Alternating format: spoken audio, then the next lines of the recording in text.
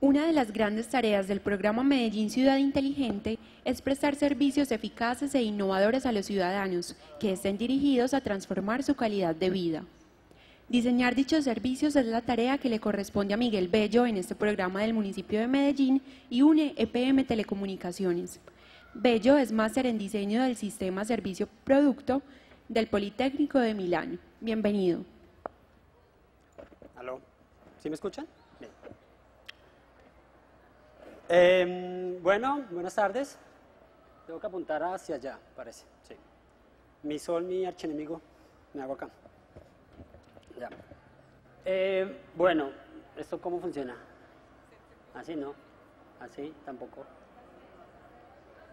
Esto no funciona, ya. Bueno, entonces todo comienza con una historia. Y mi historia comienza en 2008. Yo soy diseñador industrial. Y en 2008 decidí ir a Europa a estudiar una maestría en diseño de servicios. Pero antes de poder llegar allá, tuve que hacer un montón de cosas para lograrlo. Y es legalización de diplomas, traducción de esos diplomas, apostilla de los documentos, apostilla de las traducciones. O sea, una burocracia completamente absurda. Entonces, finalmente todo esto era para lograr unos sellos, unas estampas en mi pasaporte y que me permitían entrar a Europa y finalmente hacer mis estudios. Y entonces, bueno, llegué a Italia, al Politécnico de Milano, y cuando pensé que toda esa burocracia se había acabado, en realidad era solo el comienzo, porque llegué a uno de los países con la peor burocracia del mundo. Eran montañas y montañas y montañas de formularios que tenemos que diligenciar para hacer el más mínimo trámite. Era completamente absurdo. Entonces, eso me puso a empezar a pensar qué pasaba con el gobierno. O sea, la burocracia es un problema internacional, no solo para un país como Colombia. Entonces, yo sé que todos hemos hecho una fila, pagado un impuesto, sacado un certificado, le hemos mentado la madre a un funcionario, a todos nos ha pasado. Y bueno, pues yo no soy la excepción. Entonces, el problema es que yo empecé a pensar como, ¿qué tan grande puede llegar a ser el gobierno para que sea tan ineficiente? Y bueno, ahora que yo soy empleado público, descubrí que es absurdamente grande. Yo lo llamo, toca como así, el Kraken.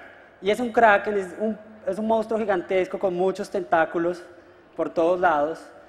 Pero como todo monstruo gigantesco, es lento y es torpe. Y ese es el tipo de interacciones que tiene con sus ciudadanos, lentas y torpes. Entonces también empecé a pensar como, ¿quién entiende esa estructura del gobierno? Me refiero como los poderes legislativo, ejecutivo, las funciones de la Cámara de Representantes, el Consejo. O sea, yo no tengo ni idea. Y yo sé que la mayoría de ustedes tampoco tienen idea de cómo funciona la cosa. Entonces, para mí, en realidad, la verdadera pesadilla empezó cuando descubrí que el gobierno, eso no funciona, ¿sí? Que nuestra interacción con el gobierno empieza mucho antes desde que nazcamos. Cuando nosotros estamos en el vientre de nuestras mamás, el gobierno ya tiene un registro de que nosotros venimos en camino. Y cuando nacemos, el gobierno sella ese inicio de esa relación con esto, con el registro civil de nacimiento. Sí, esa es la forma de empezar una relación con el gobierno. Y a través de nuestra vida tenemos diferentes interacciones o relaciones. No sé, estudiamos en un colegio público quizás, o tenemos acceso a la salud pública, pagamos impuestos, pero un buen día morimos y quisiéramos que esto funcionara. Y quisiéramos que, como en este óleo del maestro Pedro Quijano, llegara el gobierno a darnos el último adiós, como a Simón Bolívar, pero en realidad no, el gobierno llega con esto, con un registro civil de defunción, que es la manera elegante del gobierno de cerrar esa relación que tuvimos con él. Entonces, es horrible pensar todo esto que nos hace el gobierno, pero esa pesadilla comienza también cuando el gobierno trata de llevar este gran Kraken en digital.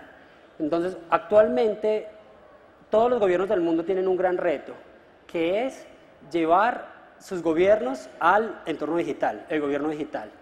Pero si el gobierno es ineficiente en la vida real, no lo hace mucho mejor en el mundo digital, ¿verdad? Entonces, lo primero a consideración a hacer es que no todo lo digital es inteligente.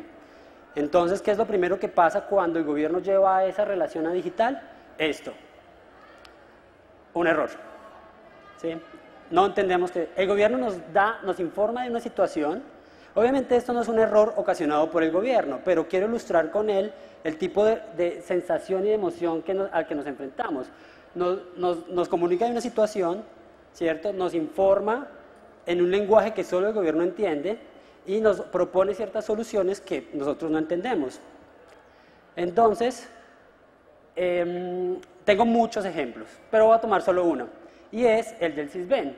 El SISBEN, para los que no saben, es el Sistema de Identificación de Potenciales Beneficiarios de Programas Sociales. Y cuando hablamos de programas sociales estamos hablando que la población de estos programas es personas en situación de discapacidad, adultos mayores, personas de la base de la pirámide, ¿verdad?, de bajos recursos. Y todos ellos tienen una cosa en común, y es que todos tienen un nivel de alfabetización digital muy, muy bajo, ¿cierto? Entonces el gobierno ofrece este tipo de plataformas y el SISBEN funciona a partir de ciertos puntajes. Entonces, ¿qué pasa cuando un ciudadano quiere ver su puntaje? Esto. Perdón. Un error. Esto es una plataforma para la base de la pirámide y sin embargo nos está ofreciendo un error. En inglés nadie lo entiende. Bueno, en fin.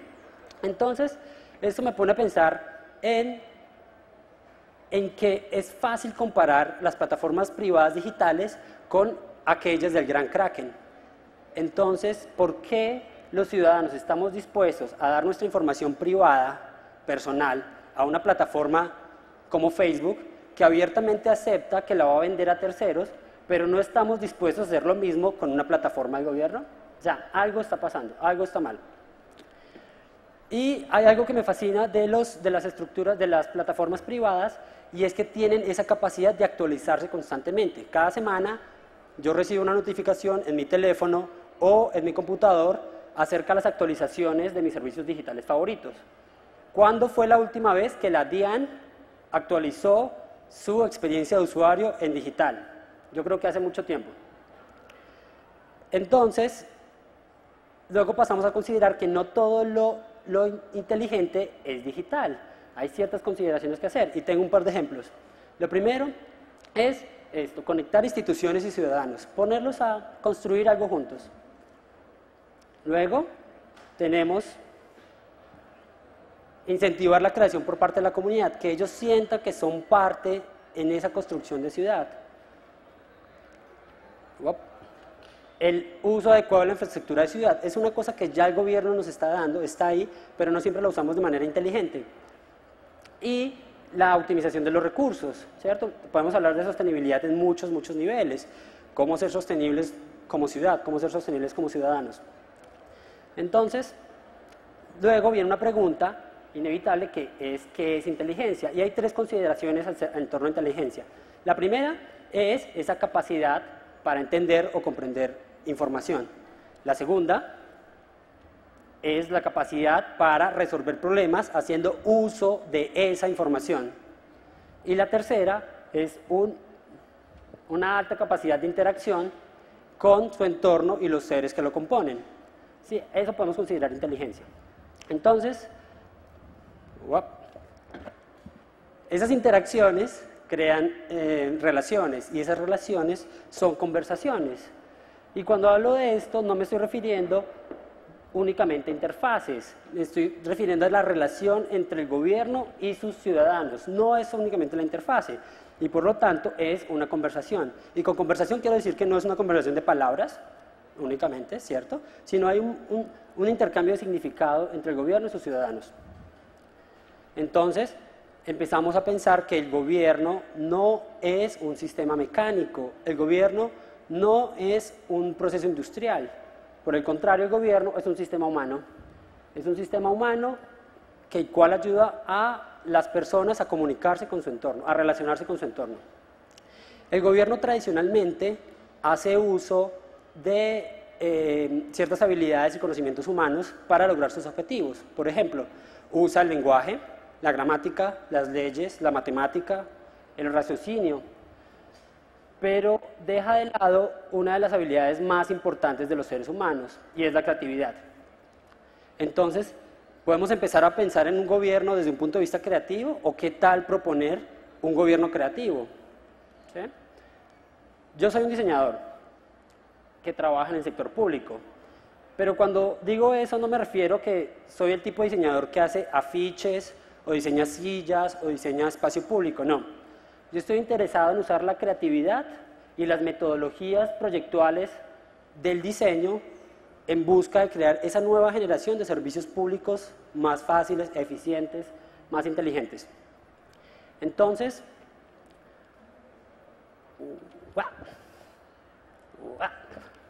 no pasa. Ya. Entonces, cuando empezamos a pensar en el proceso creativo, empezamos indudablemente a entrar en un campo que nos habla de visiones de futuro. La palabra visión y futuro están muy conectadas, pero el futuro tal como lo conocemos es impredecible. Por ejemplo, el futuro presentado por reportes económicos, por diseñadores e incluso por instituciones dedicadas a ver el futuro, logran visiones equivocadas. Por ejemplo, si no se equivocaran, tendríamos a Martin McFly aquí con su patineta voladora dándose una vueltica, ¿cierto? O quizás viviríamos en una de las ciudades propuestas por Jacques Fresco, o incluso una institución encargada del estudio de la predicción del futuro económico, como el Fondo Europeo de Estabilidad Financiera, no pudo ver la catástrofe, no pudo predecir la catástrofe económica que se cernía sobre Europa. Entonces, la globalización hace todo cada vez más complejo. Y asimismo sucede con esas predicciones de futuro, empiezan a ser cada vez más complejas. Pero entonces, si el futuro es tan difícil de predecir, ¿por qué deberíamos tomarnos el tiempo de generar nuevas ideas en torno a él? Yo encontré la respuesta en un escritor inglés que se llama Peter Drucker, y él dice que la mejor forma de predecir el futuro es crearlo. En ese proceso de creación y creativo, 1000 cosas pueden salir mal, pero enfocarse únicamente en lo negativo del proceso puede realmente enceguecernos para alcanzar el éxito y la innovación. Entonces, la pregunta es, ¿cómo lograr ahora un gobierno inteligente? Bueno, habíamos hablado de 3 elementos, pero ahora los voy a modificar un poco. Primero, capacidad de comprender a sus ciudadanos. El segundo, capacidad para resolver problemas de los servicios actuales y futuros. Y tercero, un alto nivel de interacción a través de sus interfaces. Suena difícil, pero no es fácil, es muy fácil. ¿Y cómo? Implementando 3 metodologías que estamos usando en el programa Medellín Ciudad Inteligente para crear esos servicios inolvidables. Todos hemos tenido algún servicio bueno y malo y que recordamos. La idea es hacerlos inolvidables en el buen sentido, en el positivo. Luego, ¿qué es experiencia de usuario? Y experiencia de usuario como área estudia la relación de cómo se siente un usuario frente a una plataforma digital, analizando los tiempos de interacción, analizando la efectividad en el uso de las tareas, analizando la jerarquización de la información. ¿Y todo esto para qué? Para entregar experiencias digitales únicas. Y esto es un pequeño preview de lo que va a ser nuestro portal, una pequeña sección de nuestro portal que saldrá próximamente. Pero es pensar siempre en el ciudadano y cómo podemos darle esa experiencia que lo va a hacer sentir con sentido, digamos. Entonces, bueno, vamos a hablar de unos casos inteligentes que han usado estas metodologías. Y el primero inevitable es el del Reino Unido, que es la página de gobierno del Reino Unido. Y ellos lograron algo increíble, y es que pudieron integrar toda la información de sus secretarías, ministerios, embajadas, en un único portal. Y digamos que el portal no es sorprendente gráficamente, pero es sorprendente en sus cimientos, en la jerarquización, en la arquitectura de información que tiene para hacerlo muy fácil de usar por todos los ciudadanos. Ahí también integraron trámites y servicios que son muy fáciles de encontrar. Hicieron algo increíble, que crearon 10 principios de diseño. Es la primera vez que un gobierno crea 10 recomendaciones de diseño para el nuevo diseño de servicios digitales. Y el primero me encanta, y es que empieza con las necesidades. Y habla de las necesidades no del gobierno, sino del ciudadano.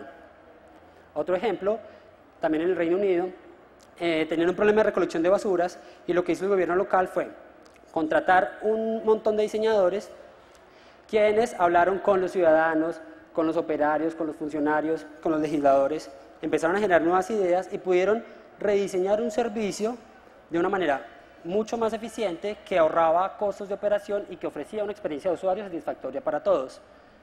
Otro ejemplo en Argentina que me gusta mucho, porque este es en Buenos Aires y tienen un portal de ciudad magnífico, no solo porque usan software libre, sino también porque diseñan ese tipo de aplicaciones como unas agendas culturales, unas aplicaciones para poder recorrer la ciudad en bicicleta, que mejoran esa relación del ciudadano con su entorno. Y bueno, esta es otra investigación que hicieron en el Reino Unido, que nos habla de cómo esos cimientos para el futuro desarrollo de los nuevos servicios tienen que ser las motivaciones y los comportamientos de los ciudadanos. Ya no estamos hablando de funcionarios, ya no estamos hablando de ejecutar presupuestos, estamos hablando 100% de la necesidad del ciudadano. Entonces hay que dejar de ver el gobierno como un montón de leyes, políticos y restricciones y empezar a ver el gobierno como un gran ecosistema, un gran kraken de servicios y personas, porque eso es lo que es. Y los funcionarios públicos también son ciudadanos, son personas finalmente. Y nosotros también hacemos parte de ese gran kraken. Entonces la invitación es que hagamos uso de esas tres herramientas, estas herramientas que estamos usando en nuestro programa. Y pues básicamente es escuchar a los usuarios, salir y hablar con ellos en sus contextos, descubrir sus motivaciones, sus frustraciones, sus metas de vida, entender sus comportamientos, empezar a identificar patrones que se repiten, oportunidades de mejora, imaginar escenarios, imaginar historias de cómo se empieza a relacionar el gobierno y empieza a conversar con su ciudadano, plantear escenarios para testear esas nuevas ideas, diseñar interfaces que sean usables, eficientes, deseables. Y finalmente es para entregar esas experiencias positivas, esas experiencias de ciudad y de ciudadanos. Entonces, te preguntarán, ¿y todo esto para qué? Bueno, esto es un gran insumo para la creación de la nueva generación de servicios públicos digitales que sean intuitivos, eficientes y se ajusten a la estrategia del programa Medellín Ciudad Inteligente, el ciudadano primero. Y tenemos que empezar a separar un poco y a dejar de lado ese concepto de gobierno digital y darle paso a este nuevo concepto de gobierno inteligente. Un gobierno que es una conexión a los contenidos y servicios de la ciudad. Un gobierno que se convierte en una herramienta para ver más allá, para reconocer mi ciudad y para reconocerme como ciudadano. Y finalmente, para construir la ciudad inteligente que todos soñamos. Muchas gracias.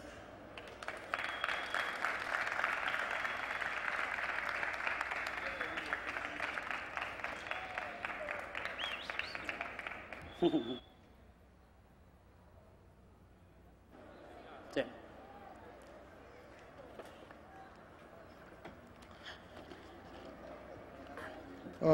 Estaba por allá encontrando soluciones digitales. Dale. Miguel, ¿cómo hacer que los neófitos digitales y que los adultos mayores y que la gente que tradicionalmente no accedía a herramientas digitales lo hagan en esta ciudad? Es decir, cómo seguir formando, cómo seguir alfabetizando, cómo seguir facilitando y promoviendo mayor acceso. Bueno, lo primero es ir a entender esas poblaciones, ¿cierto? Hablar con ellos y entender muy bien esas motivaciones de vida que tienen. Por otro lado, hemos descubierto en nuestro programa que hay un gran potencial con los jóvenes. A todos nos ha pasado. Yo le he abierto la cuenta de Skype a mi tía, a mi mamá, le he enseñado a subir una foto en Facebook, ¿verdad? Entonces los jóvenes se convierten en una gran herramienta para alfabetizar estas poblaciones. Entonces creo que un tipo de estrategia conjunta entre jóvenes y poblaciones que no están alfabetizadas puede ser una muy buena estrategia para lograr como esa cohesión. Es decir, se requiere, o sea, es necesario para eso el diálogo intergeneracional. Ustedes lo han hecho, sí, lo han claro, impulsado. nosotros salimos, nos encanta salir a la calle y preguntarle a la gente. De hecho tenemos todo un equipo, todo un pilar que sale y habla con la gente, ¿verdad? Para entender bien como esas motivaciones, qué los mueve en la vida, cuáles son sus necesidades y eso es un gran insumo para empezar a diseñar nuevas propuestas, eventos, soluciones, servicios digitales, no digitales, etc. Vale, y una pregunta que tiene que ver con ¿cómo son las ciudades que usan de manera inteligente, que apropian, que aprenden estas soluciones digitales? Pues finalmente son ciudades más inclusivas, ¿verdad? Hablábamos, por ejemplo, de población de adultos mayores. Las ciudades, digamos, que conocemos como inteligentes, son aquellas que han permitido de mayor nivel esa inclusión social por parte de todos los actores que están, no solo funcionarios, sino ciudadanos a pie, una persona con situación de discapacidad, inmigrantes también. En algunos países el inmigrante sufre mucho porque no está pensada el gobierno, la sociedad para incluirlos en sus sistemas. Creo que inclusión sería una muy buena palabra para definirlo. Perfecto. Medellín, digamos Medellín, ¿vos qué lectura haces hoy de Medellín? ¿Cómo está Medellín en este tema? O sea, ¿cómo la caracterizarías, cómo la definirías así en pocas palabras? Bueno, es una pregunta peligrosa, yo no rolo viviendo en Medellín. Claro, Pero no, tenés como te lo pregunto porque tenés esa cercanía, tenés ya un vínculo con este territorio, pero también tienes la capacidad de ver la ciudad con otros ojos. No, yo veo a Medellín, a mí me encanta Medellín por varias cosas, es una ciudad muy progresista y yo personalmente siento que está 20 años por encima de Bogotá en muchos sentidos. Obviamente no estamos a un nivel óptimo, pero es de una ciudad en la que definitivamente yo pues, me enamoré y puedo vivir acá el resto de mi vida porque veo que hay un progreso inteligente que la ha llevado al lugar donde está, 20 años por encima de la capital, desde mi punto de vista, y es muy buen parche. Vale, muchas gracias. Un aplauso para Miguel. A vos, gracias.